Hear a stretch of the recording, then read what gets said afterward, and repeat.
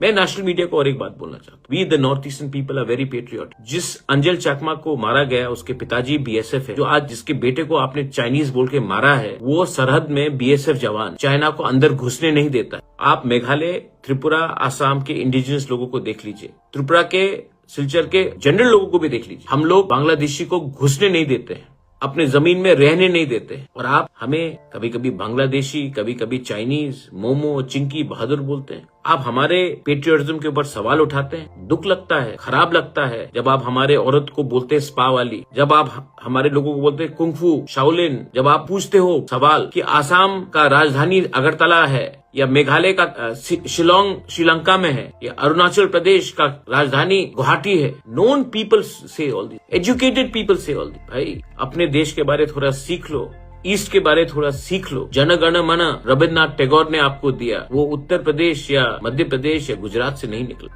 हाँ, ये देश, ये जगह हम सबका है, आपका है, मेरा भी है, हमारा भी है। तो अपने देशवासियों को ठीक तरीके से ट्रीट करो भाई। दुख लगता है, दिल में चोट पहुंचता है, लेकिन हम लोग कमजोर नहीं है, हम लोग एक हैं।